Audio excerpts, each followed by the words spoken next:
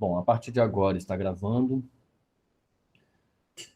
Bom dia a todos. Quero iniciar agradecendo a presença de todo mundo no seminário de hoje, que marca o encerramento das atividades do TQCBR do ano de 2022. Agora, no final, a gente teve por algumas necessidades, a gente teve que colocar 3 seminários seguidos, né, em semanas consecutivas. A gente tem o nosso calendário que é quinzenal, então a gente teve que quebrar um pouco essa tradição. Mas, bom, para encerrar, a gente vai encerrar talvez no melhor estilo que a gente poderia encerrar. Vamos encerrar com o seminário do professor Eduardo Marino, professor titular da UFRJ, uma figura super importante e conhecida da ciência brasileira, de um modo geral, da academia, da física no Brasil e com a sua importância também a nível mundial. Eu vou começar fazendo do modo tradicional a apresentação, muito embora eu estou ciente de que o professor Marino dispensa qualquer tipo de apresentação, mas a gente precisa apresentar. O professor Marino, ele fez a graduação dele na Universidade Federal, no Rio Grande do Sul, a URGS, e depois mestrado e doutorado na PUC, já no Rio de Janeiro. E atualmente o professor Marino, como eu disse já anteriormente, é professor titular da UFRJ. Mas nesse meio tempo e durante a construção dessa carreira, o professor Marino, ele já foi, por exemplo, pós-doc na Universidade de Harvard, teve também passagem em Princeton como professor visitante. O professor, ele acumula alguns prêmios durante a carreira, inclusive aqui no Brasil, ele é professor titular da da Associação Brasileira de Ciências. Ele também detém um dos prêmios dele,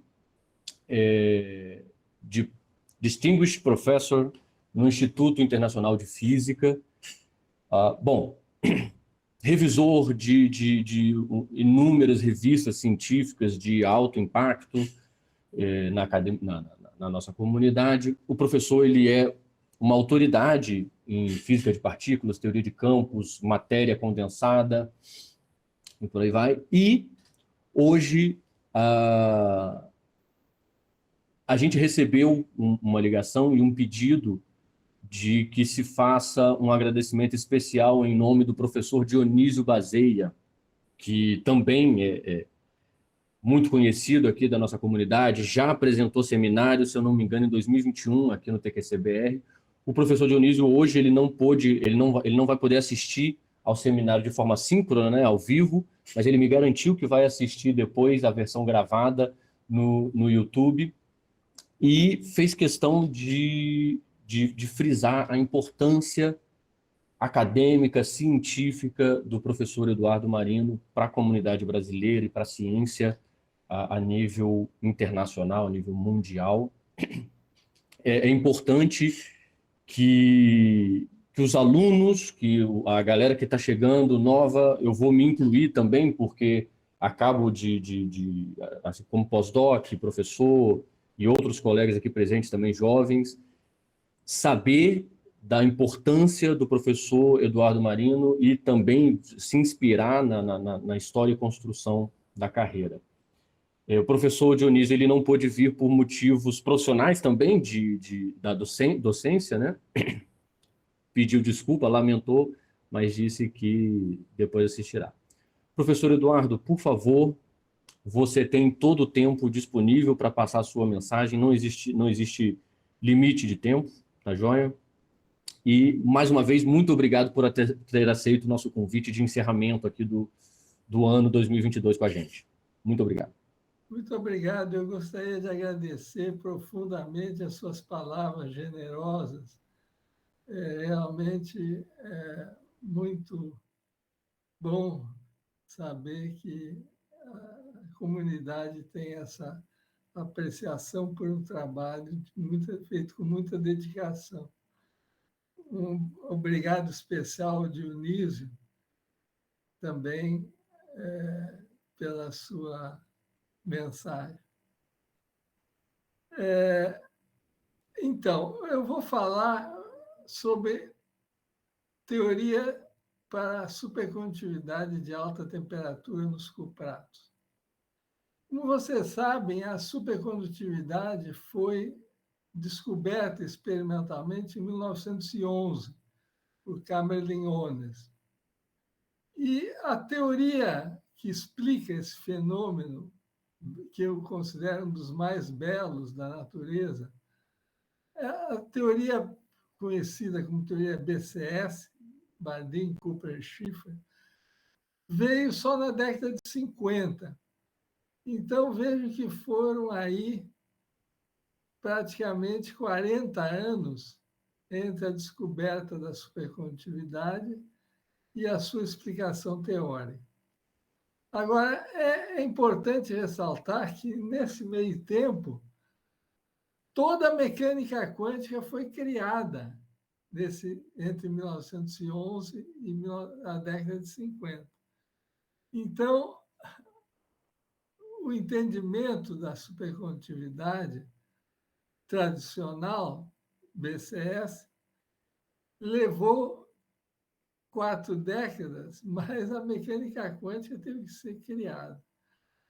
E a supercondutividade tradicional, BCS, ela aparentemente tinha um limite para a temperatura máxima onde esse fenômeno poderia ocorrer, que era da ordem de 20 Kelvin. E foi, portanto, uma surpresa enorme quando a supercondutividade nos cupratos foi descoberta na década de 80, com mais de 30 Kelvin. E logo em seguida isso aumentou para 90, 120 e assim por diante.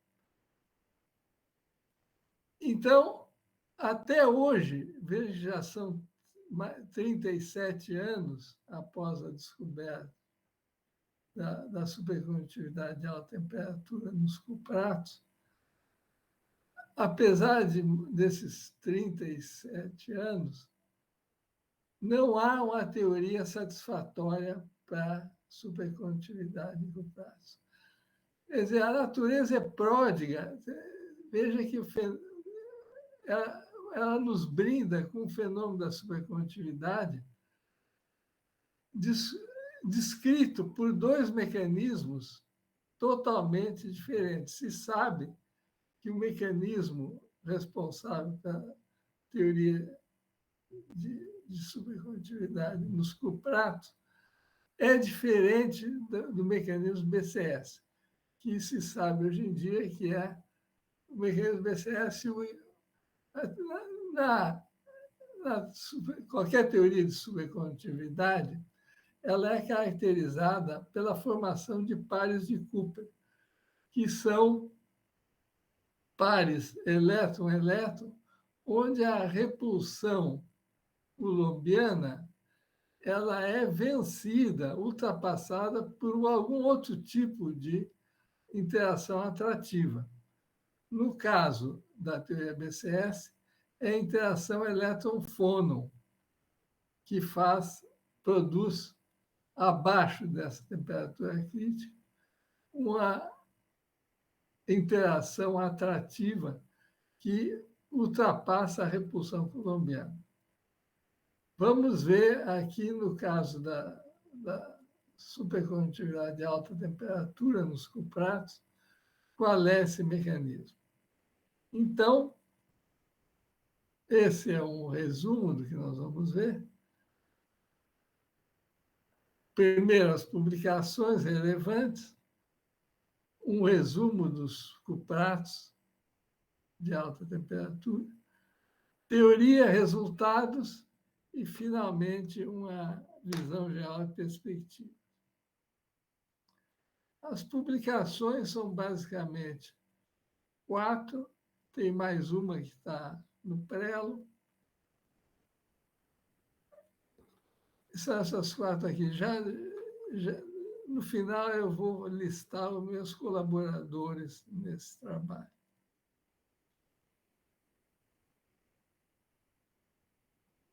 Então, os cupratos supercondutores de alta temperatura.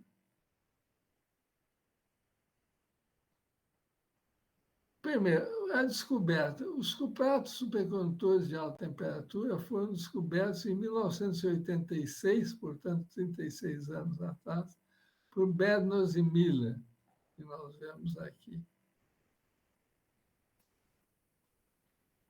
A temperatura mais alta obtida até então era da ordem de 23 Kelvin, nesse composto de nióbio e germânio. O material em que foi observado pela primeira vez supercondutividade acima de 30 Kelvin, 39 Kelvin, foi esse composto de lantânio, cobre e oxigênio dopado com bário. Quer dizer, constatou-se que ao substituir uma fração dos átomos de lantânio por bário, veja aqui no caso 15%, abaixo dessa temperatura, a resistividade, vejam no gráfico esquerdo, diminuía, tinha um pico e caía a zero.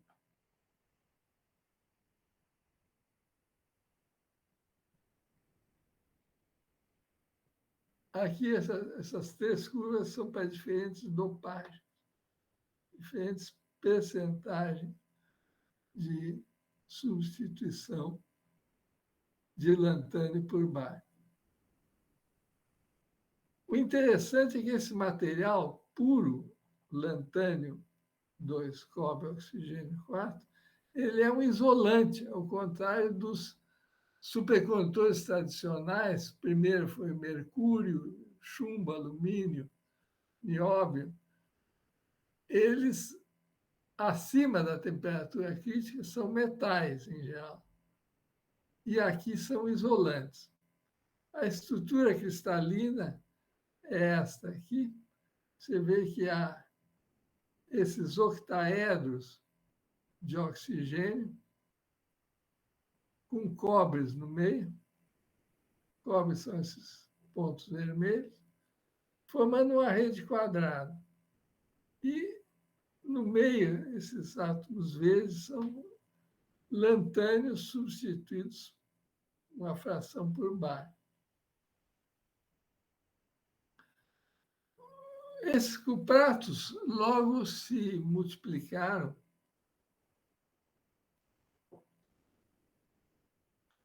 e você tem essas lantânio, LaCO e ítrio, composto de ítrio, com 92 Kelvin.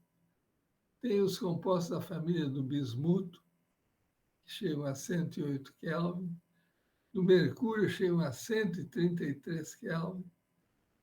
E a família do tálio, chegando a 128 Kelvin. Essa é uma lista não exaustiva dos compostos, chamados cupratos, supercondutores de alta temperatura. O diagrama de fases dos cupratos é bastante divertido, eu diria que é um playground para os físicos. Você vê aqui, esse é uma representação esquemática, não são pontos experimentais nem teóricos, é o que se chama um cartoon, da temperatura versus a dopagem. Ou seja, a dopagem, no caso do lantânio, esse composto lantânio, substituído uma fração por estronço, esse eixo horizontal aqui é a percentagem de estronço. Ele chama de P aqui, mas é o X. É o X. Então, você tem uma fase magnética, onde o sistema é isolante. Você tem uma fase supercondutora aqui em laranja. Vocês podem ver o cursor? Podemos sim, a gente acompanha. Tá. Então, aqui tem essa fase supercondutora. Aqui tem uma fase líquido de Fermi. Aqui é o que se chama metal estranho, que eu vou explicar cada uma delas. Aqui tem ordenamento de carga, pseudo-gap e até um spin glass. Quer dizer, é um diagrama de fases respeitavelmente complexo. E, agora, qualquer teoria que se propõe a descrever esse fenômeno, o primeiro pré-requisito é descrever esse diagrama de fase. E isso aqui eu vou mostrar que nós obtivemos pela primeira vez. Por exemplo, esse domo supercondutor, está aqui em laranja, ele varia de material para material. Vejam aqui, em verde para o composto de lantânio, em cinza para o composto de... Desculpa, em cinza para o composto de lantânio, em verde para o composto de mercúrio, em vermelho para o composto de bismuto. Então, você vê que você tem... Quer dizer, qualquer teoria que se preze para descrever esse fenômeno deve descrever, obter, teoricamente, expressões analíticas, se possível, para essas medidas experimentais. Então, isso é uma das coisas fundamentais que não era contemplada nas teorias existentes para esse fenômeno. Pseudo-gap. Essa linha, aqui embaixo está o domo supercondutor, essa linha. O que é o pseudo-gap? O pseudo-gap é o seguinte: se eu olhar aqui a densidade de estados, em função da energia, sendo que aqui está o nível de Fermi, abaixo, vejam aqui, eu estou a temperatura de 210 Kelvin. Se eu vou diminuindo essa temperatura, 200 Kelvin, 190, abaixo de um determinado valor, P estrela, eu começo a formar não um gap, porque o gap, a densidade de estados vai a zero, mas um pseudo-gap, que é uma diminuição na densidade de estados entre dois picos em torno da energia de Fermi. Essa é uma das fases mais misteriosas dos cupratos, e até hoje não existia uma explicação plausível para ela. Havia várias propostas, mas não havia nem uma explicação plausível, nem a reprodução teórica dessa curva aqui entre os pontos experimentais. Bom, uma característica fundamental, um ponto comum em todos os cupratos, é a presença desses planos de cobre, oxigênio, cobre O2, onde, veja, essas redes quadradas estão na base, no topo e no centro desse paralelepípedo.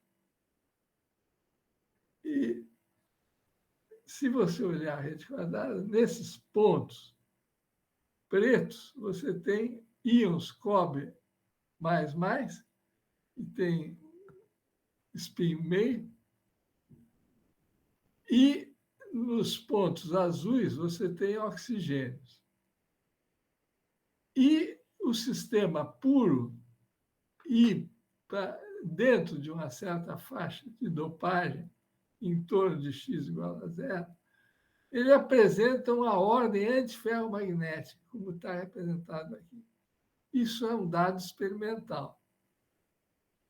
Esse sistema puro e com dopagens baixas, ele apresenta um ordenamento antiferromagnético.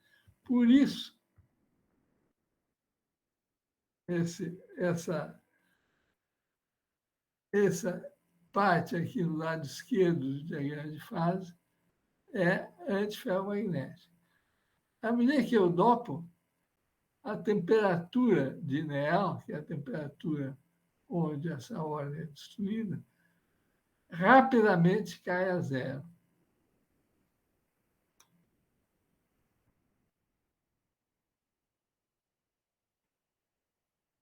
Aqui mais uma visão da estrutura dessas redes.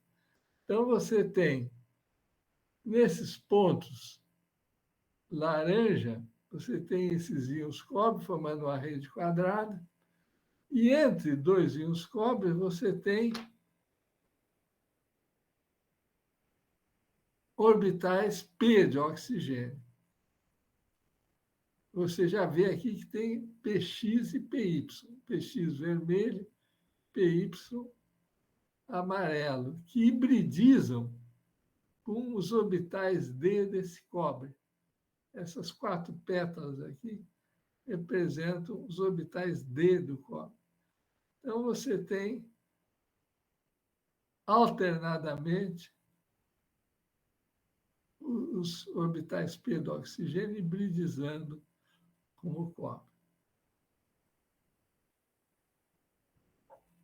Mais uma visão aqui.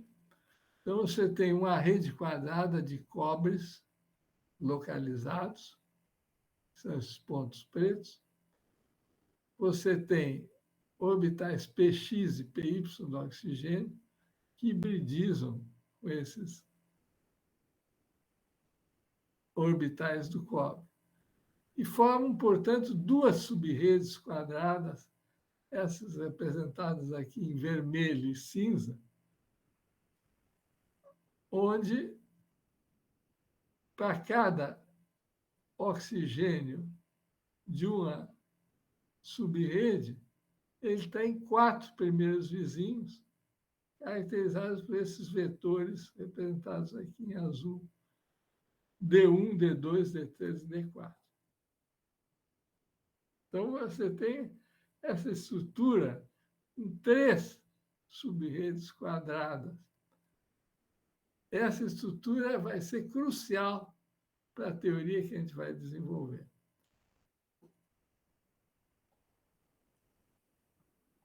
Bom,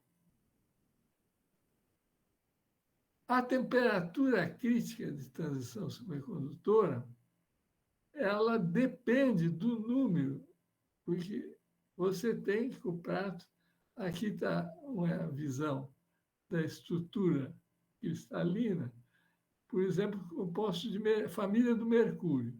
Você tem aqui composto de um plano de cobre e oxigênio, 2 planos, 3, 4, 5, etc.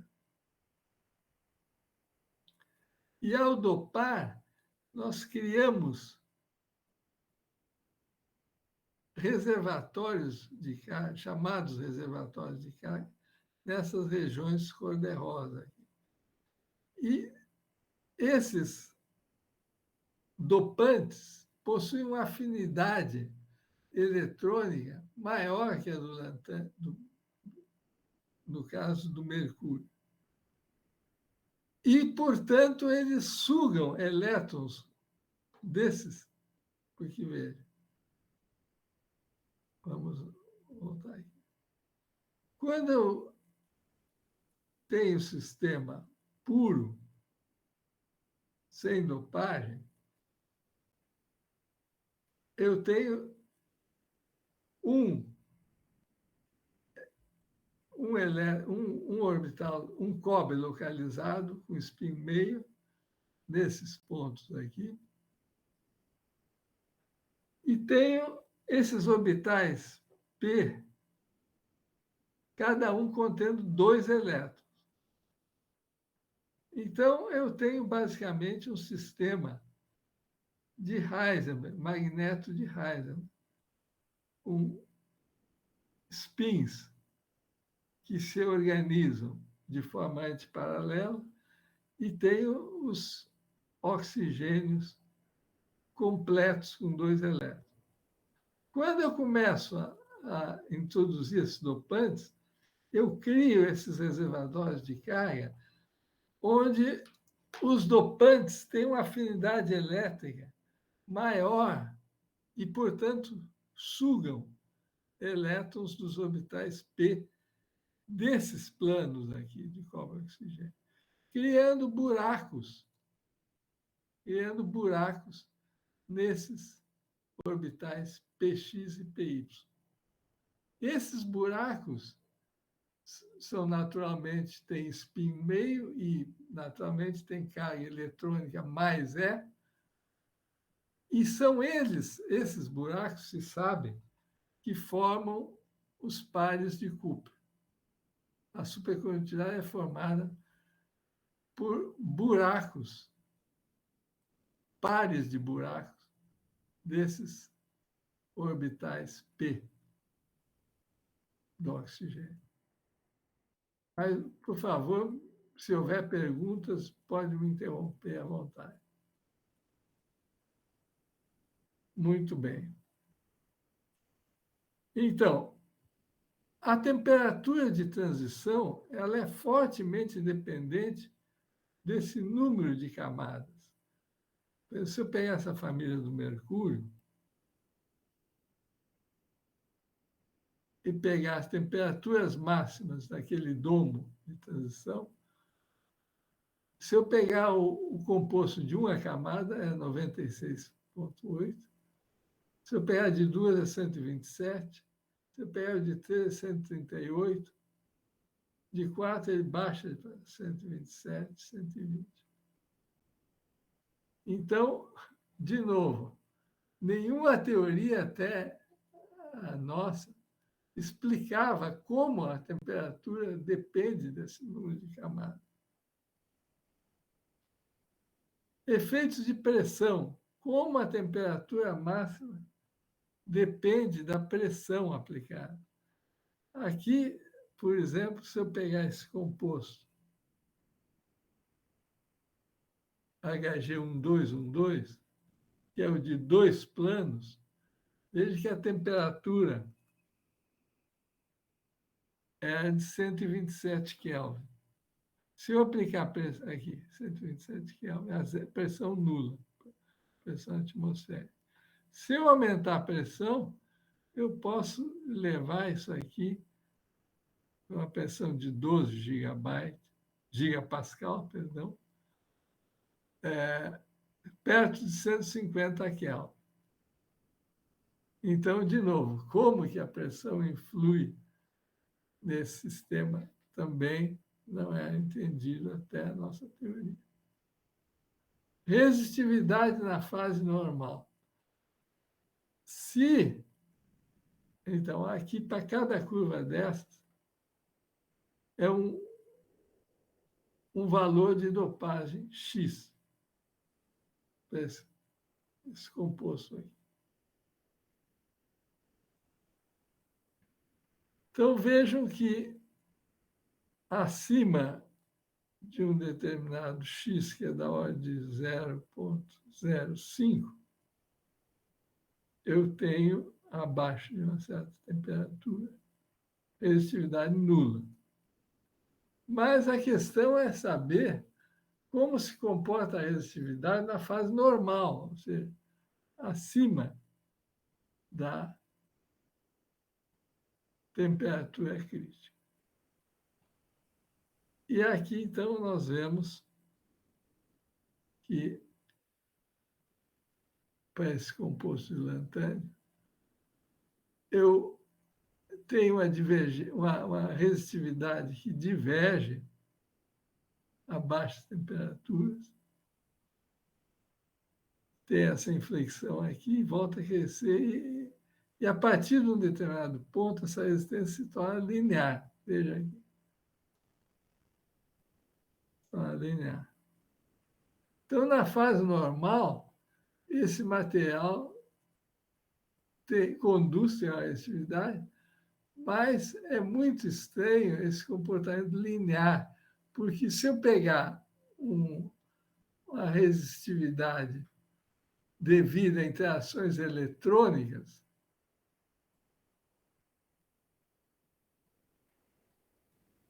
no caso de um metal usual, tipo que se chama descrito pelo líquido de Fermi, a resistividade vai com o quadrado da temperatura. No caso de resistividade devido a fônus, vai com temperatura quinta. Então,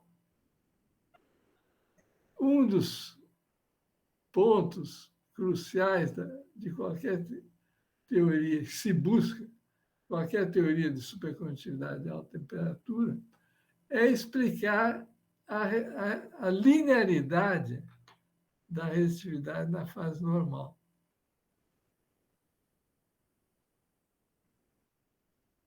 Então, aquele mesmo diagrama de fase, na fase Fermi líquida, ela vai com T2.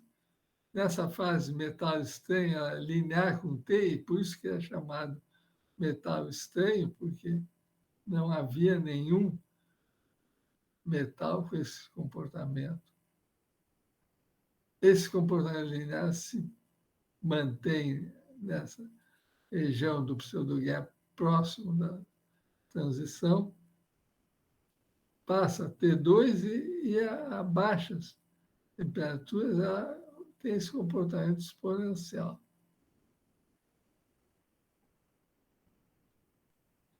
Então, a teoria. Então, vamos começar enumerando os atores dessa peça teatral aqui que se desenrola nesse palco que são os planos de cobre e oxigênio. Então, eu representei aqui de novo os íons cobre por esse orbital D, que tem essas 4 pétalas, com fases positivas e negativas representadas. E os oxigênios representados nas 2 subredes, em verde e cinza, PX e PY. À medida que eu dopo o sistema, ou seja, faço aquela substituição de uma fração de átomos por outra, eu crio buracos nesses orbitais P do oxigênio. E eu vou chamar o operador que cria esses buracos de psi-Dagger, AB conforme a subrede, cinza ou verde. E sigma o spin, mais ou menos 1, mais ou menos meio. E SI eu vou chamar os orbitais, o spin dos íons localizados de cobre. Então, esse SI é o operador desses spins localizados, e os buracos possuem operadores de spin dados por essa expressão aqui. Sigma, matriz de Pauli, alfa e beta são índices, mais ou menos meio, e sigma é a matriz de Pauli, e psi, Dagger, e psi são operadores de criação e aniquilação de buracos da subrede A ou B. Eu chamo de R maiúsculos sítios da subrede A, por exemplo, a subrede verde, e R mais D, os operadores de spin da subrede B, que são em cinza. E esses D são 4 vetores que conectam as 2 subredes. modelo de partida é o chamado modelo de Spin-Fermi-Hubbard, que contém 4 termos. O termo cinético, que é o H0, que destrói um buraco na rede, no ponto R mais D, e cria no ponto R, ou seja, destrói. Ele move entre vizinhos próximos. Ele destrói na subrede verde e cria na subrede cinza. Ou seja, são os primeiros vizinhos. E veja que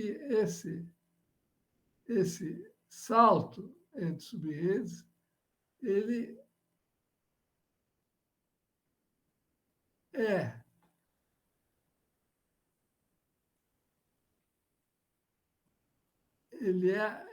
auxiliado por essa hibridização dos orbitais verde e cinza com os orbitais do cobre. Aqui é uma superposição desses orbitais. A figura, eu não coloquei explicitamente essa superposição por motivos de clareza. Bom, depois, então, eu tenho esse termo cinético, depois eu tenho o termo de repulsão coulombiana in situ, que são os N, a densidade eletrônica, densidade de buracos, na verdade, no ponto A, nos sítios da rede A e nos sítios da rede B, ou seja, a rede cinza e a rede verde. O terceiro termo é a interação magnética entre os spins localizados, antiferromagnético, é a interação de Heisenberg antiferromagnética. E, finalmente, eu tenho a interação magnética entre os momentos de dipolo magnético dos buracos, que são itinerantes, se movem por essas subredes, e os spins localizados do cobre, que são SSI. Então, você vê que eu tenho... Isso é chamado de interação tipo Kondo, porque o Kondo ele estudou a interação do que acontece quando eu pego um metal não magnético e implanto um íon magnético. Então, se estabelece uma interação magnética entre os elétrons itinerantes do metal com aquele spin localizado. Essa é a interação tipo Kondo, que é soma sobre os sítios dos spins localizados com os spins dos buracos da rede A e da rede B. Agora, aqui, note que eu tenho essas fases, eta A, eta C, eta B, eta C', que eu tenho um sinal aqui, porque se eu pegar eta A, por exemplo, nesse caso aqui, é menos, eta B é mais, eta C é mais, eta C' é menos. Então, essa interação ela é influenciada fortemente por essas fases aqui. E nós vamos ver que isso é a chave para o entendimento do mecanismo de formação de pares de Cooper. Então, essas fases, todas elas são mais ou menos 1. Vejam aqui, vendo com mais detalhe, essa interação Kondo, eu tenho o spin localizado, o spin itinerante da rede A, o spin localizado, o spin itinerante da rede B, e tem um JAD e um JBD, que contém o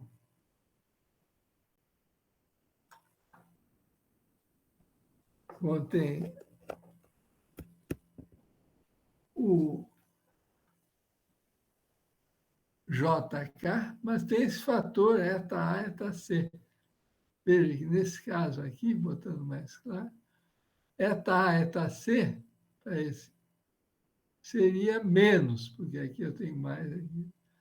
Já nesse caso aqui, eta B, eta C' é mais um, porque aqui é mais e mais. Então, eu tenho aqui um mecanismo crucial.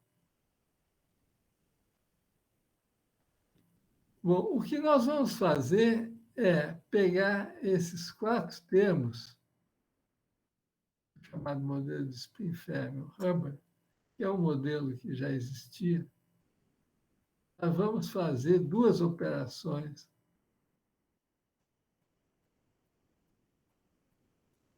familiares. Não tem nada de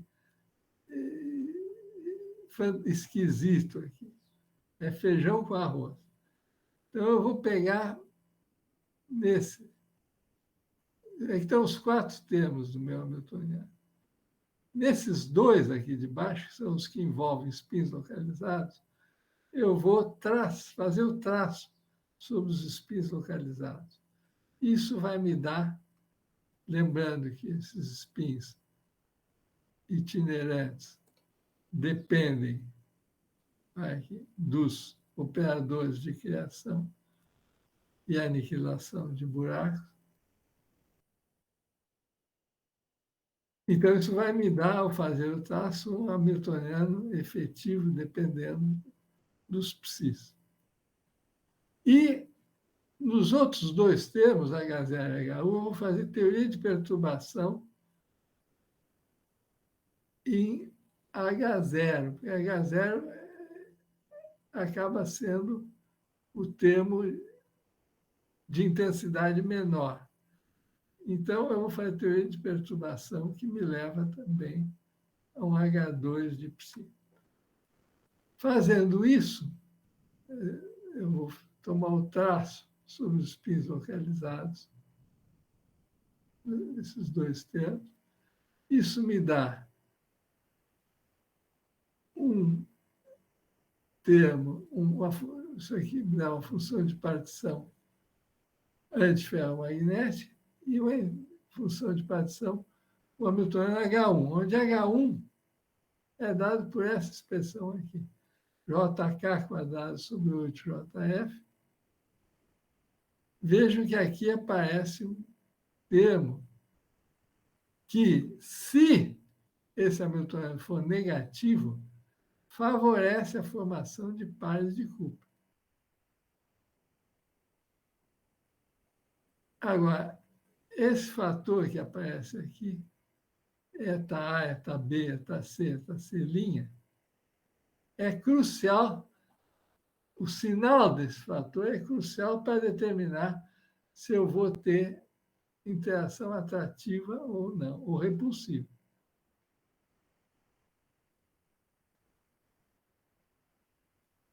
Então, ok, esse é o H2. Veja que o H2, que eu obtive por teoria de perturbação, ele me dá, já sai com o sinal menos, e favorece a formação de um par buraco, operador, esse cria buraco e esse aniquila buraco, esse aqui é um elétron. Ou seja, esse H2 ele favorece a formação de pares elétron-buraco, ao passo que o primeiro, se eu conseguir que esse fator seja negativo, ele vai favorecer a formação de pares de Cooper e vai prover, portanto, um mecanismo de formação de par. Mas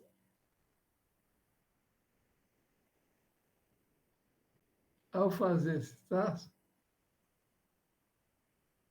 ok. Veja que, se eu considero essa configuração, veja que eu tenho a sequência dos vermelhos, menos mais, sequência dos amarelos, menos mais, menos mais. Veja que sequência dos verdes, menos mais, menos mais, menos mais, menos mais. Sequência das fases orbitais 5, menos mais, menos mais. Então,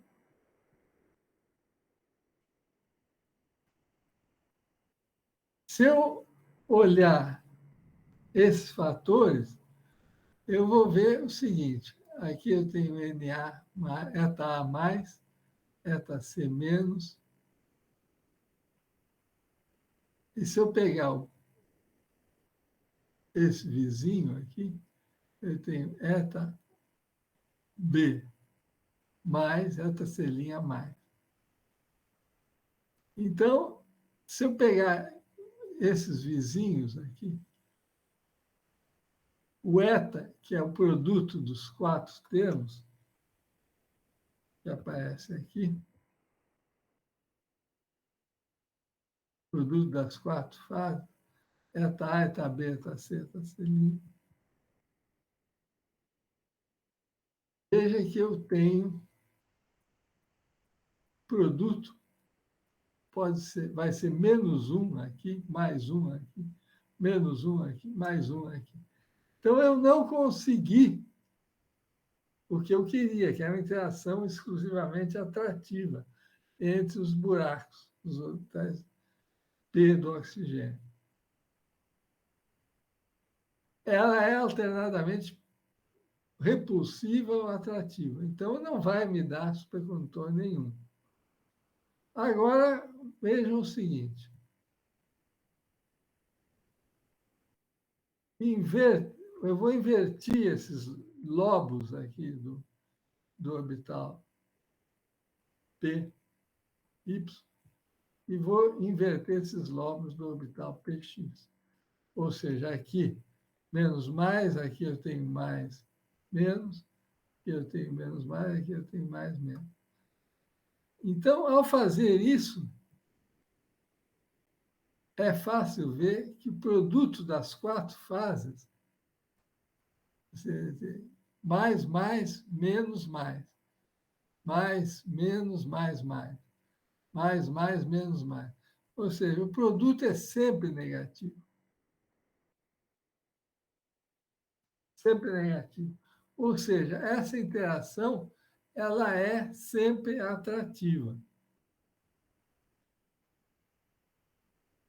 Então, com essa configuração verde aqui, eu tenho alternadamente mais ou menos, mas com a configuração vermelha, eu tenho o produto das quatro fases sempre negativo, ou seja, essa interação vai ser atrativa, favorecendo a formação de pares de Cooper entre buracos com spins opostos pertencentes a subredes vizinhas. Ou seja, eu vou formar os pares de Cooper entre buracos pertencentes a orbitais vizinhos do oxigênio de subredes PX e PY. Então, o estado fundamental eu posso escrever com uma combinação linear de todas as possibilidades de pares nessa rede quadrada entre buracos pertencentes às duas subredes distintas. Isso é o que se chama. Houve no passado uma proposta de um estado tentando descrever a supercondutividade, que é chamado estado RVB. Esse ground state que a gente está obtendo aqui, ele é similar ao RVB, só que aqui os dímeros, ou seja, esses, vizinhos aqui, que são somados todas as possibilidades, aqui eles mesmos são pares de Cooper. Então, esse estado RVB já é, por si, o estado supercondutor. Aqui é. Bom, e aqui nós vamos ver agora o primeiro grande sucesso desse modelo, aqui, porque veja que eu tenho a intensidade, esse zeta me dá um sinal, que é sempre menos, mas eu tenho a intensidade dessa interação é dada por JK ao quadrado sobre 8AF, onde JK é esse parâmetro e JF é esse. Então,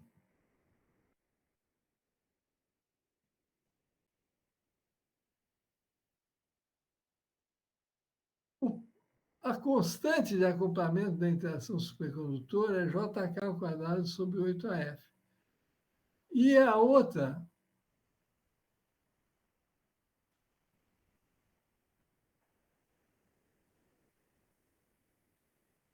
lembra que eu tenho, aqui, vou repetir, aqui, eu tenho o termo cinético, termo de salto, tenho uma interação atrativa, desde que eu tenha escolhido a minha rede daquela forma, com intensidade GS, e tenho essa interação GP que favorece a formação de pares elétron-buraco. Nós vamos ver que essa interação aqui, GS, é responsável pela supercondutividade, ao passo que GP é responsável pelo pseudo-gap.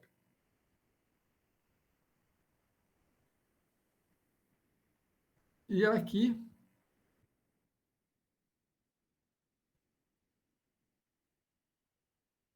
vejam o seguinte. Se eu tomar, para o caso desse composto de lantânio e stronço, se eu pegar os valores experimentais do JK e do JAF, que são esses aqui em elétron-volt, eu obtenho para esse GS esse valor aqui. Se eu olhar o valor experimental da interação supercondutor, se obtém, veja que eu tenho uma concordância excelente entre os dois parâmetros. Quer dizer, eu estou obtendo aqui, a partir do meu modelo teórico, a intensidade da constante de acoplamento supercondutor. E para o pseudo-gap, se eu usar o valor de TP e U, então aqui, jogar nessa equação, eu tenho isto. E vejam agora o valor experimental aqui embaixo. Então, esse foi o primeiro grande sucesso desse modelo. Quer dizer, eu não acredito em coincidências. Não pode ser por acaso que eu estou obtendo isso aqui.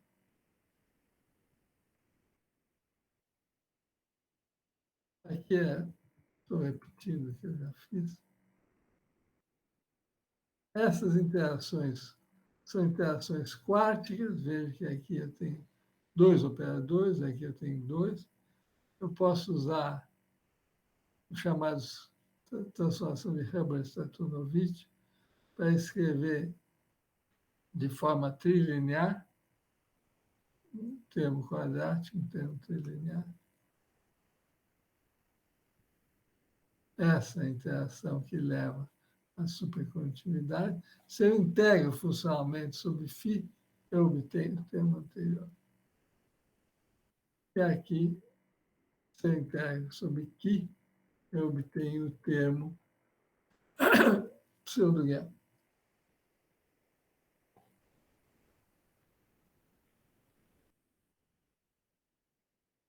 Se eu olhar a equação de movimento que eu tiro dessa equação, desse hamiltoniano,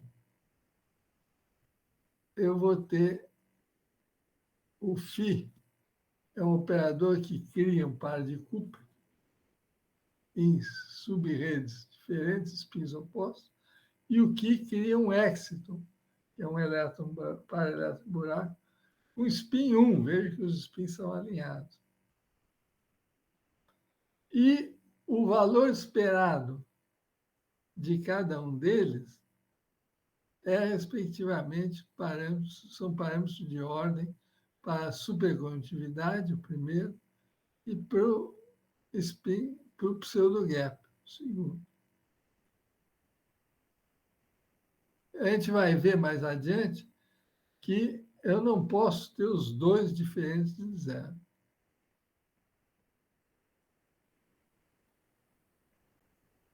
Aqui, simplesmente mostrando que o sistema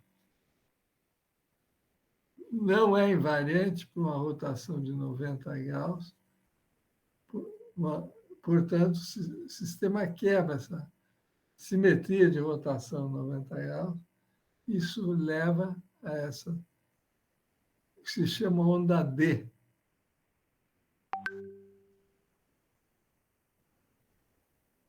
Agora, usando esse férmio, chamado férmio de Nambu, que é simplesmente os operadores de criação e aniquilação de buracos de cada subrede, os diferentes componentes de spin, e A, eu deixo margem para descrever o plano a que eles pertencem. E sigma spin. Então, eu tenho esse hamiltoniano efetivo, pode ser escrito aqui, substituindo o φ pelo seu valor campo médio e o Qi pelo campo médio. Eu obtenho delta e M, e tenho delta M quadrado. E aqui o termo trilinear, que é escrito em termos do férmio de Nambu, e o hamiltoniano. Epsilon aqui é a relação de dispersão que sai da teoria type binding. Delta é o parâmetro de ordem supercondutor, que é tipo onda D, e o M é o parâmetro de ordem pseudo-gap, que também é onda D. Feito isso, eu posso passar a termodinâmica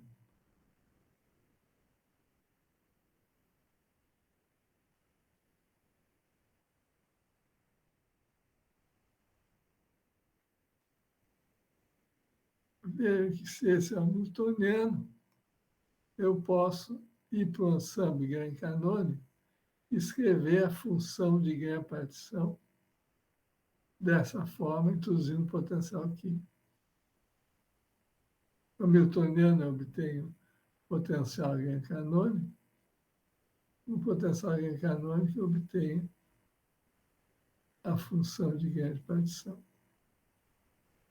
que é dada por essa expressão aí.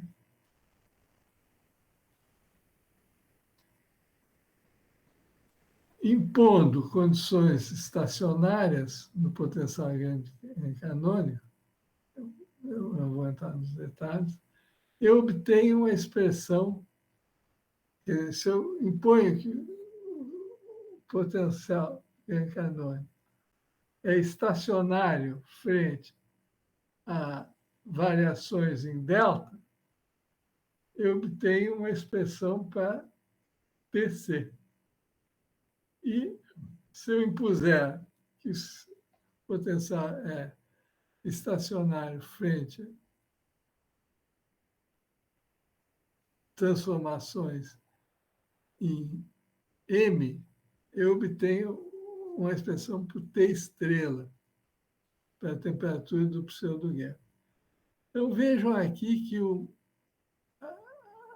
TC esse denominador é uma função monotonicamente decrescente desse μ0. E o TC vai ser máximo quando μ0 for zero, porque cosseno hiperbólico de zero é 1, logaritmo de 1 é zero. Então, você tem o T máximo dado por essa expressão aqui.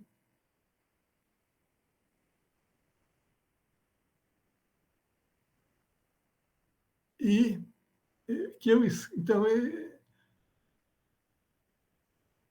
essa temperatura vai ser máxima quando μ0 for zero. Então, eu escrevo, eu faço esse ansatz aqui, potencial químico, em termos da dopagem, onde X0 é a dopagem ótima. Essa é a única. E onde gama é um parâmetro a ser ajustado. É o único ajuste que eu vou fazer para determinar a temperatura. E para determinar o pseudogap, eu faço um ansatz similar, com valores tilde. Esse eta que aparece aqui é essa função. E GC é dado por essa expressão aqui. Lambda. Se eu pegar aqui, lambda é a escala de energia correspondente ao comprimento de coerência, que é basicamente o tamanho do par de Cooper. E GC é um acoplamento de corte, abaixo do qual você não vai ter, esse eta vai ser zero, e, consequentemente, a temperatura máxima vai ser zero.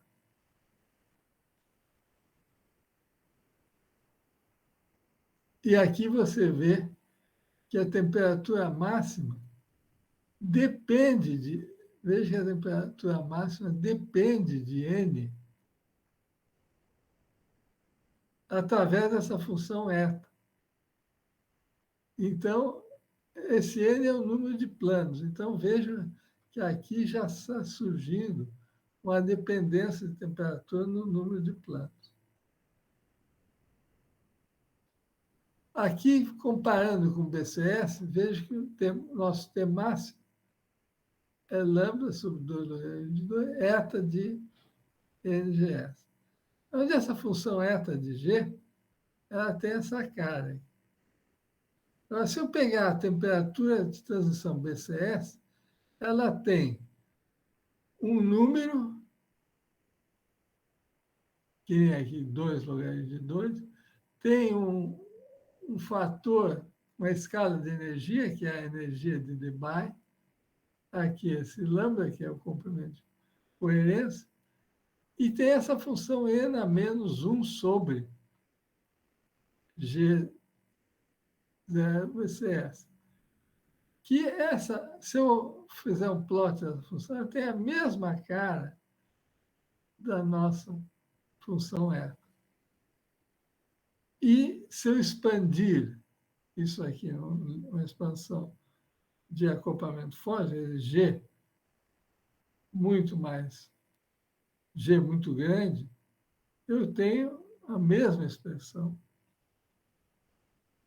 na nossa teoria.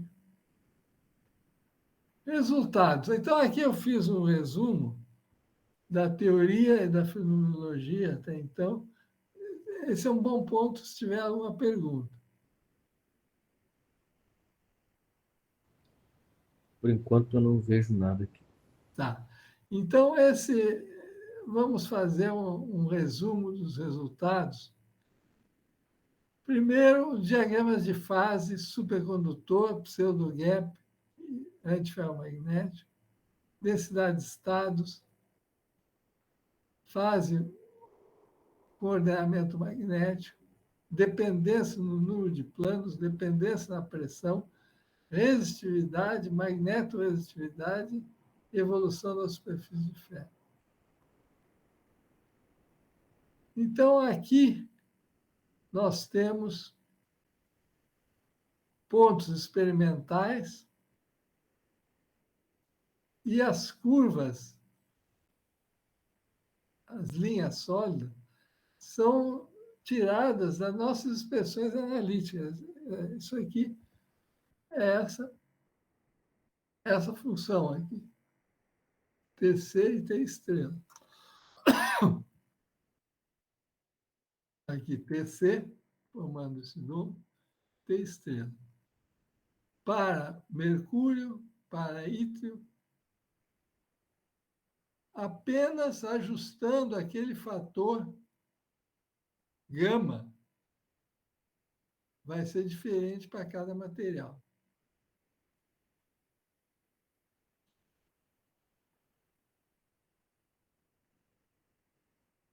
E aqui você tem a referência dos pontos experimentais.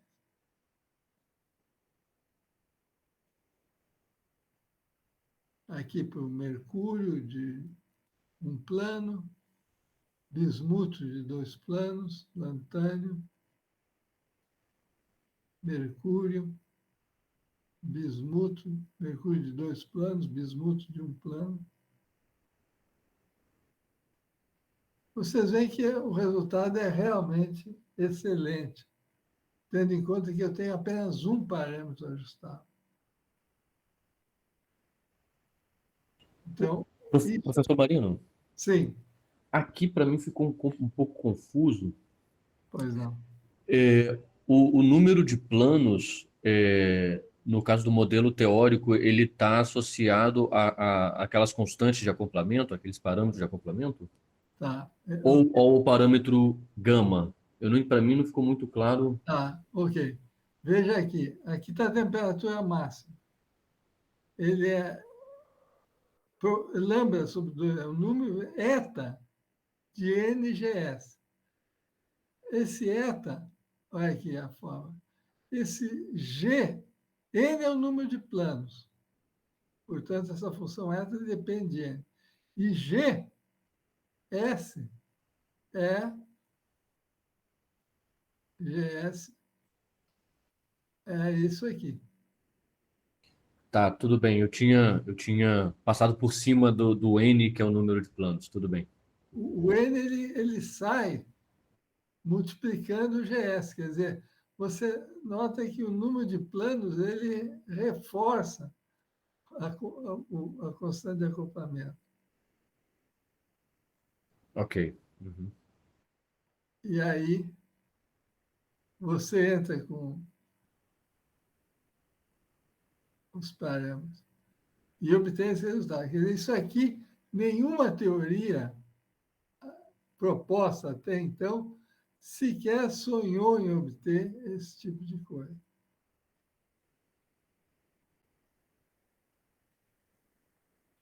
Bom, densidade de estados. Nós vimos que o pseudo-gap era caracterizado por uma diminuição na densidade de estados, mas que não era zero. Se eu tiver um gap, aqui entre esses dois picos, a densidade de estados vai ser zero. Veja que aqui ela não é, há uma diminuição na formação de dois picos. Se eu pegar a densidade de estados, ela é definida dessa maneira, densidade de estados por unidade de volume, onde ômega é a relação de dispersão. Se eu pegar a região metal strange metal, onde M é zero, pegar essa relação de dispersão, eu escrevo a minha densidade de estados assim, em termos de funções de Hertzstein, que é isso aqui, é constante. Isso para M igual a zero, quer dizer, para M igual a zero eu estou aqui, nessa região. Quando eu entro no pseudo-gap, o M passa a ser diferente de zero. E aí, a minha relação de dispersão é essa, eu obtenho essa densidade de estados. E aqui estão os pontos experimentais aqui em cima. Então, você vê que, de novo, para diferentes temperaturas desse composto de bismuto. Mais um sucesso experimental do modelo. Aqui é o domo magnético, como é que também se obtém. Agora vamos ver a dependência no número de planos. Então, usando essa expressão para T máximo, onde, como nós acabamos de ver, foi boa a pergunta, deixou claro, esse N entra aqui. Então, se eu pegar a função eta e olhar a razão entre a temperatura máxima para N planos em relação à temperatura máxima para um plano da mesma família, isso vai ser a razão desses etas. Então, se eu for lá, aqui estão os etas, aqui está o resultado teórico que eu obtenho com essa fórmula aqui, e aqui está o resultado experimental, para T máximo. Para um plano, 2 planos, 3 planos. Um plano teórico experimental. 2 planos, veja, teórico experimental. 3 planos.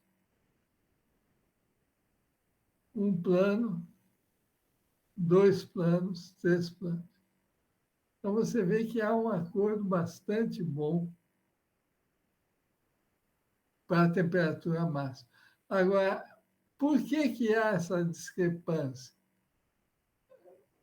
Se você olhar aqui a forma da estrutura deixa eu mostrar aqui. Se você lembrar da estrutura cristalina, aqui, você tem esses reservatórios de carga aqui, e tem um plano, 2 planos, 3 planos, etc. Então, veja que acontece o seguinte fenômeno. No caso de um plano, esse plano está adjacente aos reservatórios de carga. 2 planos também. Já 3 planos, eu tenho um plano central que não está adjacente ao reservatório de carga. Para N igual a 4, eu tenho 2. Então, a tendência é que, à medida que eu aumento o número de planos, apenas 2 deles é que vão ser significativamente populados por buracos. Então, por isso que veja que, se eu pego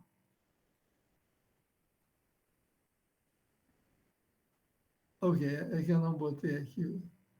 Se eu botar o resultado para 4 planos, vai ser muito parecido para todos eles com o resultado de 2. Se eu botar para essa família N igual a 4, vai ser 127. Se eu botar N igual a 4, vai ser 119. Por quê? Porque quando você aumenta o número de planos, apenas 2 deles é que efetivamente são populados. Então, você vê que para aumentar a temperatura, aquela forma onde o N reforça a constante de acoplamento, ela não, ela é solapada pelo fato de que nem todos os planos são adjacentes aos reservatórios de carga. Se fosse isso, nós poderíamos aumentar mais a temperatura, o número de planos. Efeitos de pressão. Só para controle, eu estou com quanto tempo já de palestra?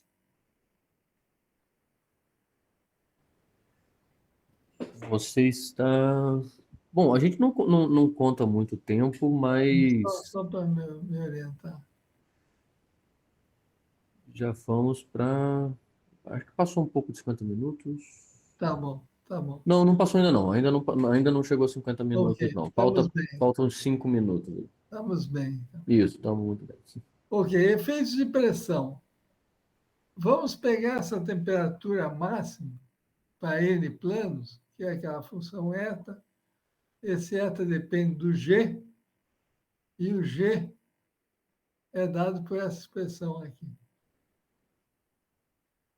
Então, veja que a temperatura máxima ela depende do número de planos, da constante de acoplamento, que é dada por essa expressão, que, por sua vez, é dada em termos dessas integrais de exchange, JK e JF. E o próprio U, que aparece aí. O T, parâmetro de Hopper, é escrito em termos de duas funções atômicas, ao passo que as constantes de exchange são dadas em termos de quatro funções atômicas. Então, se eu observar como que essas funções atômicas variam à medida que eu vario, aplico pressão e, consequentemente, mudo a distância entre elas, essas funções atômicas já são centradas na posição do átomo e têm decaimento exponencial. Observamos o seguinte: para GS, eu tenho JK quadrado sobre J, onde J depende de quatro funções orbitais atômicas. Então, veja que dá um 4 ao quadrado sobre 4. Agora, se eu olhar o GP, que é T quadrado sobre U, como o T envolve 2, é 2 ao quadrado sobre 4. Então, isso mostra que o GP ele não é afetado pela pressão. Então, essa é uma previsão do nosso modelo, que a pressão não irá afetar a temperatura de pseudo-gap, mas sim afetará a temperatura de transição supercondutora. Isso é observado experimentalmente. Então, nós queremos determinar como que em última análise, como que esse GS varia com a pressão, para inserirmos aqui e aqui chegarmos a...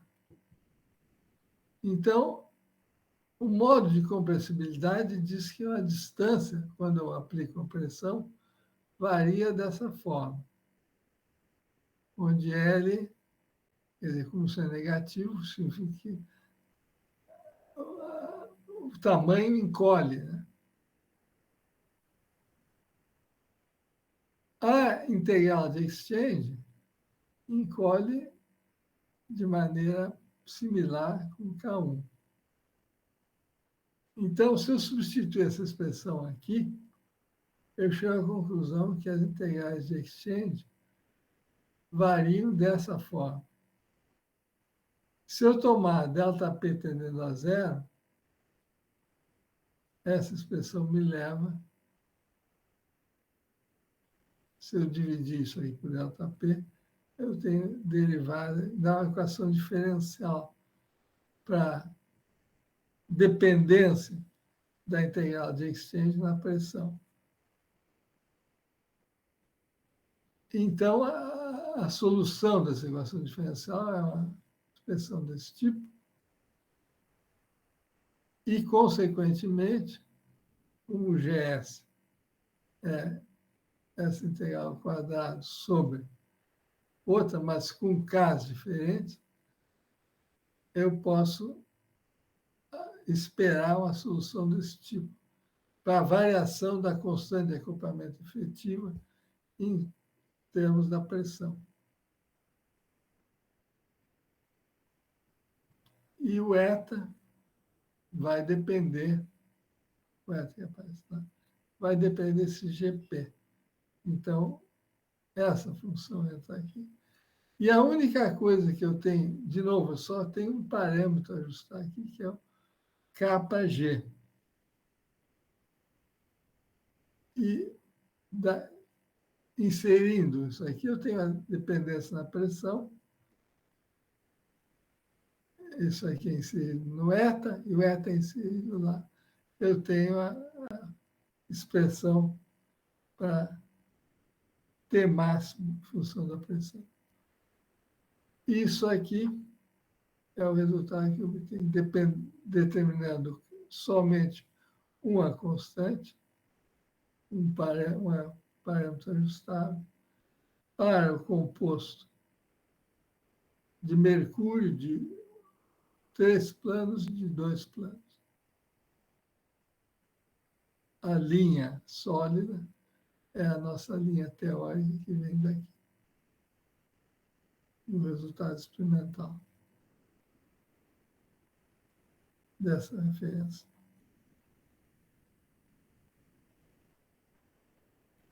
Aqui é mantendo o x, o x0, mantendo o x como sendo o valor ótimo em função da pressão, e aqui mantendo x igual a x0, o valor ótimo, a pressão nula, e vendo como é que a coisa vai. Você vê, os resultados são realmente excelentes. Mais um resultado que não havia na literatura. Bom, vamos mudar para a resistividade.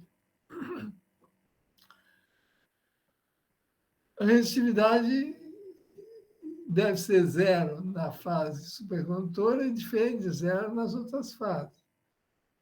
Então, o nosso ponto de partida é a forma de cubo para a condutividade, que a condutividade DC, ou seja, corrente contínua, frequência nula, a temperatura finita, dada por essa expressão, onde JI e JC é a função de correlação corrente-corrente da teoria conexa, que é dada por essas derivadas do potencial gran-canônico em função de um campo A, que é obtido dessa forma, potencial gran-canônico, menos 1 sobre beta, logaritmo da função de grande partição, onde a função de grande partição é dada por esse traço, onde o termo de campo externo é obtido substituindo a relação de dispersão pelo acoplamento mínimo. Aonde? Aqui.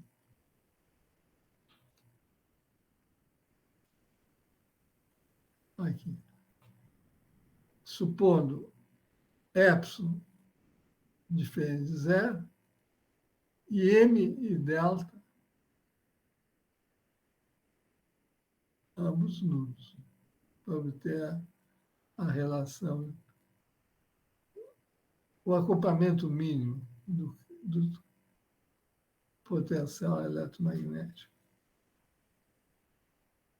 Quer dizer, o K passa a ser K menos EA.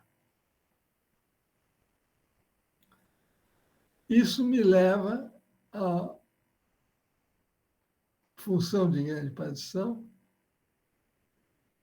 a temperatura finita, tem essa soma de Matsubara, onde esse epsilon é dado para a expressão, e aqui, de novo, o acoplamento mínimo.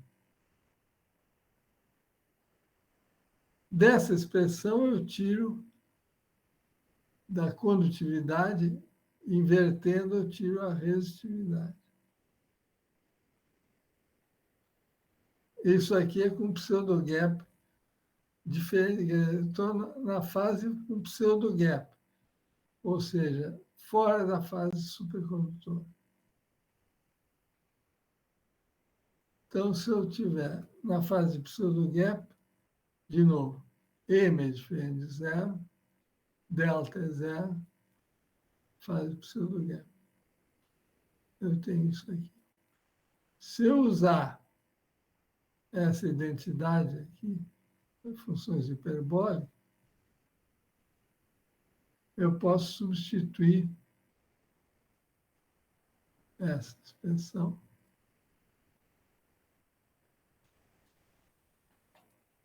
por essa aqui.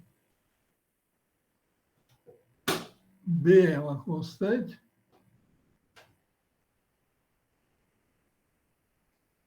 P2.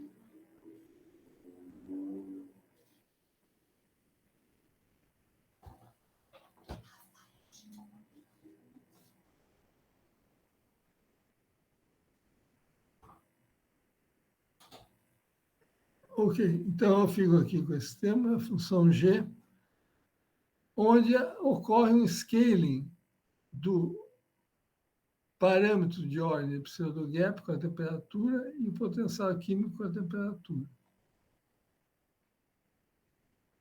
Esse G tem essa expressão aqui, K1 e K2, mais fator, e B essa constante.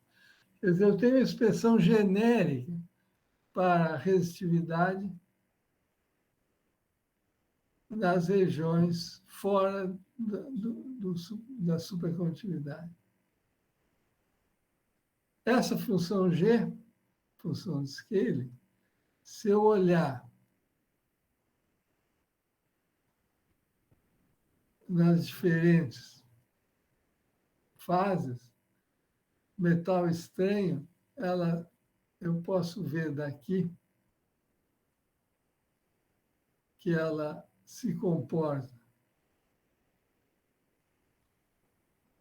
T estrela sobre T. No Fermi líquido, ela se comporta com uma constante. E na região intermediária, crossover, ela tem esse comportamento aqui. Então, no strange metal, 6 estrelas sobre T, onde C, isso aqui, o potencial químico, escala com a temperatura. Na região de pseudo-gap, a baixa temperatura, ela tem esse comportamento exponencial, que vem dessas funções cosseno hiperbólica. E no líquido de Fermi, você tem esse M igual a zero e o μ, o potencial químico, também é zero no líquido de Fermi, porque você não tem interação entre as partículas. Você pode escrever com um sistema de partículas independentes. Então, você tem essa. E no crossover, análogo, você obtém isso. Então, se eu for inserir essas expressões na fase de metal estranho, veja que, como esse G vai com CT estrela sobre T, isso me dá uma resistividade linear com a temperatura e cuja inclinação, o slope, é proporcional a T estrela, a temperatura do pseudo-gap. Então, isso aqui, outra maneira de obter isso é daqui, partindo da expressão anterior, fazendo essa expressão aqui para M tende a zero. Quando T vai para T estrela, M tende a zero. E essa, somando isso aqui, dá ρ proporcional a TT estrela.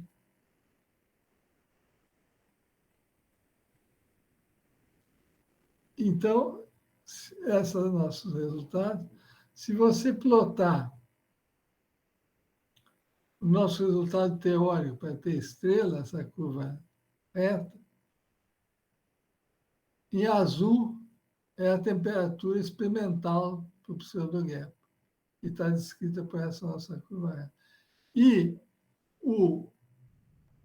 os pontos em vermelhos são o slope, a inclinação da nossa resistividade linear. Veja só o resultado. Não é para alguns, como lantânio, bismuto de 2 planos, mercúrio de 2 planos. Agora, tem resultado mais espetacular, é o seguinte: se eu vou para a fase líquido de Fermi, a função de scaling é 1. Por quê? Porque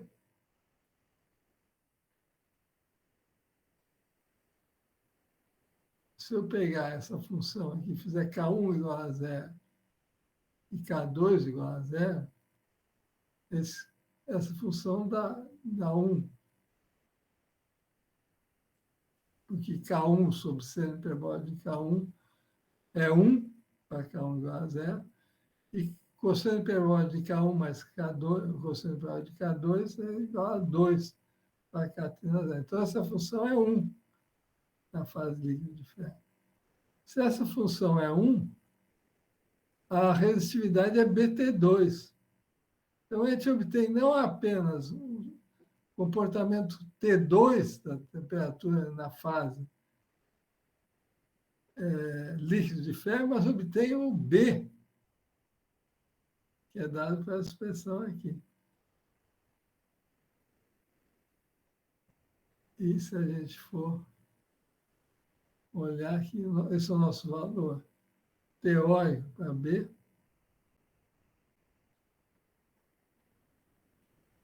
E o resultado experimental do grupo do Nigel-Russell, isso é a resistividade em função de T2, é o slope aqui. Veja o valor experimental e o nosso valor teórico, obtido sem fazer nenhum ajuste nesse caso.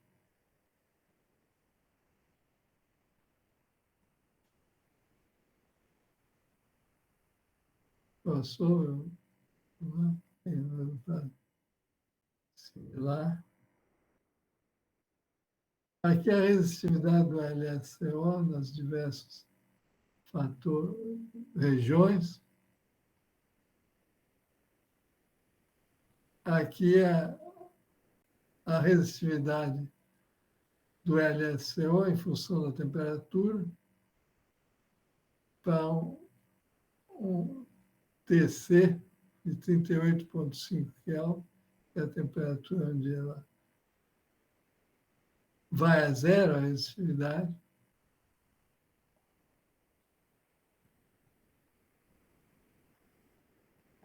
Essa linha aqui é a nossa linha teórica. Nós obtemos essas linhas aqui.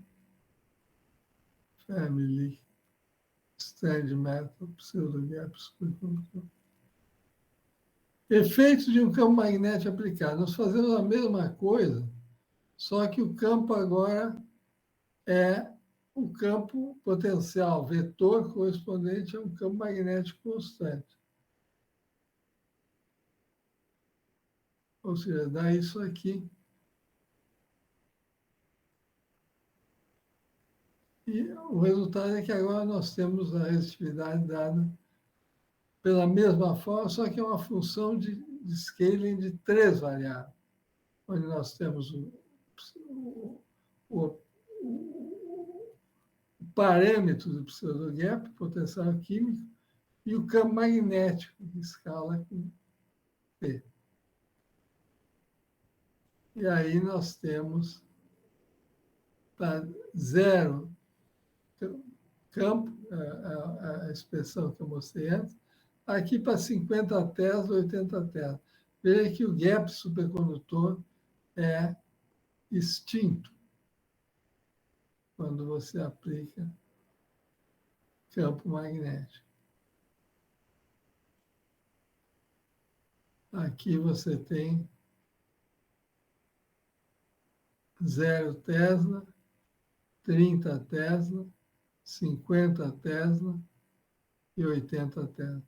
Quer dizer, o gap supercondutor é extinto algo entre 30 e 50 Tesla. Essas curvas aqui são plots dessa função.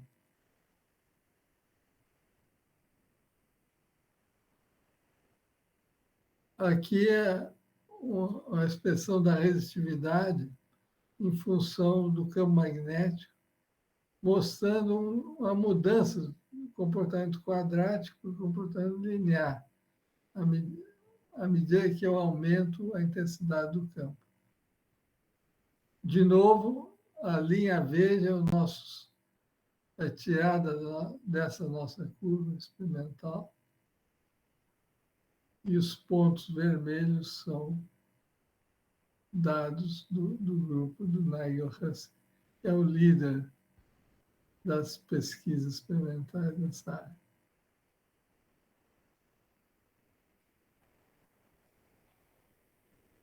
Finalmente, vamos abordar a evolução da superfície de Fermi, porque a baixa dopagem, o sistema começa a formar uma superfície de Fermi. Então, se eu olhar o hamiltoniano menos bipotencial químico, a superfície de Fermi é definida como sendo, esses E são os autovalores dessa matriz, é definida como a superfície para a qual os autovalores se anulam. E isso dá um potencial químico dado por essa expressão aqui, onde nas fases supercondutoras, isso dá um valor imaginário simplesmente expressando o fato de que numa fase supercondutora você não tem superfície de ferro.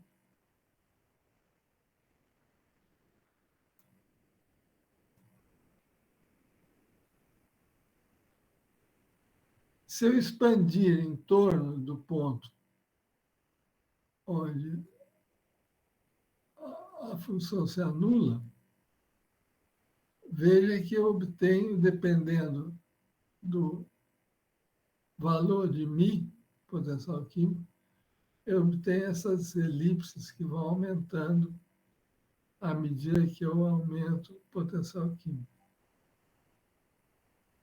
Isso também é a situação que se observa experimentalmente. Bom, chegamos assim ao final. Isso é uma amostra, não é tudo que a gente obtém,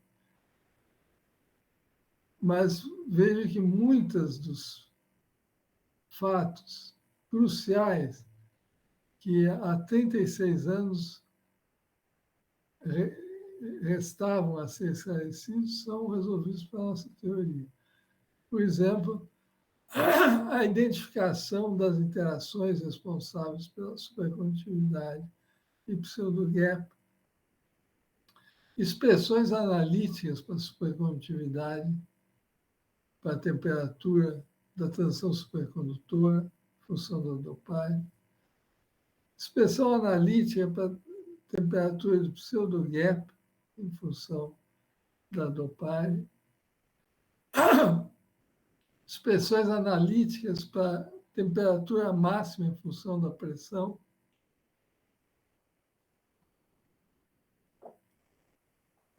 explicação da dependência do número de planos, descrição completa da resistividade nas fases pseudo-gap, strange metal family,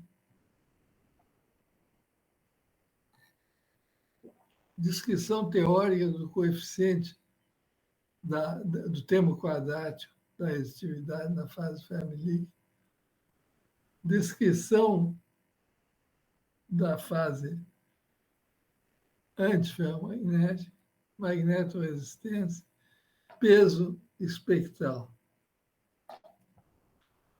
Então, vejam aqui, eu tenho o exemplo do LSCO.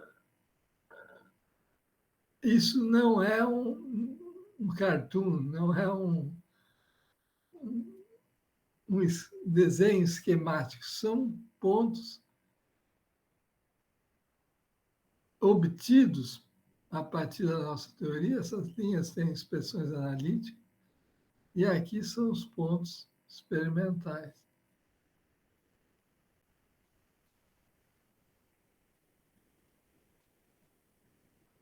Perspectivas, essa pesquisa está avançando. Nós vamos, em breve, obter uma descrição completa da evolução da superfície de Fermi, descrição da ordenamento de carga, vidro de spin, calor específico e condução de calor. Nós podemos dizer que nós estamos no caminho para um entendimento completo da supercondutividade de alta temperatura nos cuprados. Esses são os colaboradores, Rodrigo Aroca e o Reginaldo Corrêa, ambos foram meus alunos de doutorado. O Rodrigo está em Uppsala, na Suécia. O Reginaldo está lá em Belém do Pará. O Van Sérgio Alves é um colega, muito amigo, que é professor da Universidade Federal do Pará. E o Lizardo Nunes foi um pós-doutorando e é professor na Universidade Federal de São João del Rei.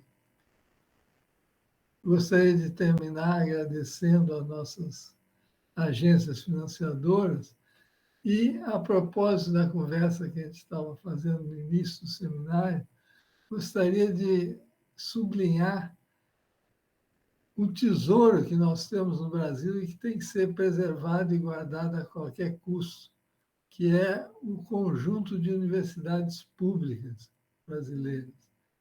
Esse é um tesouro de um valor inestimável que tem que ser defendido a qualquer custo. E é graças a isso que a gente está aqui falando sobre essas coisas. Muito obrigado. Eu gostaria, se vocês permitem, simplesmente terminar fazendo uma pequena propaganda de um livro que eu publiquei recentemente sobre teoria quântica de campos e uma abordagem de teoria quântica de campos na física da matéria condensada. Muito obrigado. Perfeito, fantástico. Quero convidar todo mundo, por favor, a abrir o microfone para a gente poder agradecer ao professor Eduardo Marino, por favor.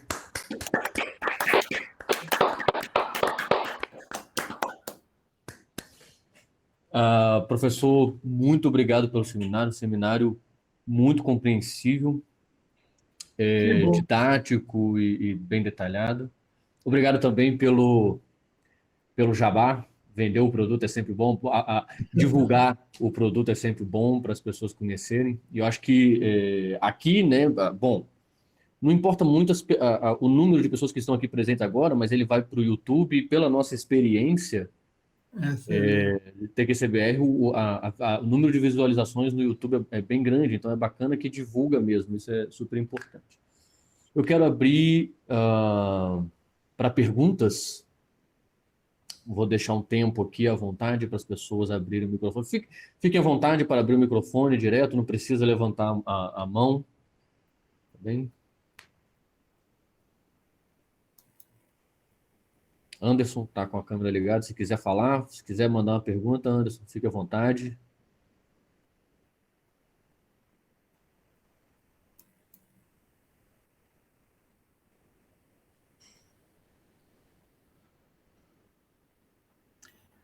Oi, Igor. Oi, Bruno. Opa, licença. Oi, Marino. Oi. Oi. Na verdade, enquanto o pessoal está pensando, eu queria só fazer um comentário, porque eu fiquei muito impressionado com os resultados. Eu me lembro, um comentário muito pessoal, mas quando eu fiz o curso de Teoria Quântica de Campos, no mestrado foi com você, e Certo. a avaliação foi um seminário, e o tema que eu escolhi, por acaso, foi exatamente esse, Aham, supercondutividade em cupratos. certo. Eu fiquei muito impressionado com os resultados e como que pouco era conhecido, né? Mas como que a É, coisa avançou. é, E muito bom também saber que teoria de campos, né, realmente também para isso é uma bela ferramenta. Então, é. eu queria só comentar que eu fiquei muito impressionado e parabéns aí pelos resultados. Eu vou com certeza dar uma olhadinha nos artigos assim que eu puder. Muito obrigado. Bacana, Bruno. Obrigado pelo relato, pelo comentário. Muito bom, muito bacana. Mais alguém?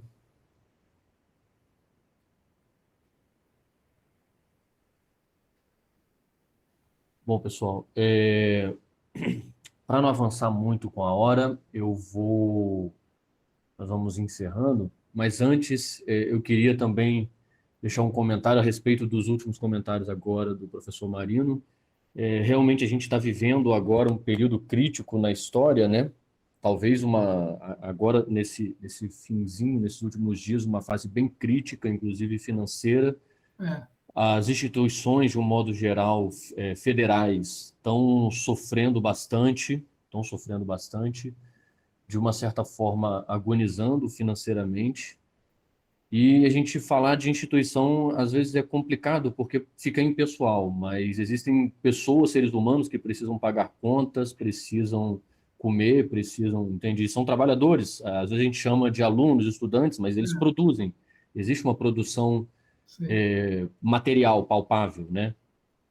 Então, E você consegue perceber que havia um esquema deliberado para acabar com as universidades públicas. existe. O que a gente está vivendo é um ataque planejado. Então, bom, a gente precisa deixar isso registrado. É um momento crítico, realmente, infelizmente, mas eu acho que na presença do professor Marino, isso fica muito maior a nossa preocupação, né? Então, pessoal, vamos abrir o microfone pela última vez para agradecer o excelente seminário do professor Marino, por favor. Muito obrigado. Obrigado, professor. Muito obrigado. Professor, mais uma vez, muito obrigado por ter aceitado o nosso convite, tá Eu é que bem? agradeço. E eu vou encerrar a gravação. Tá bom.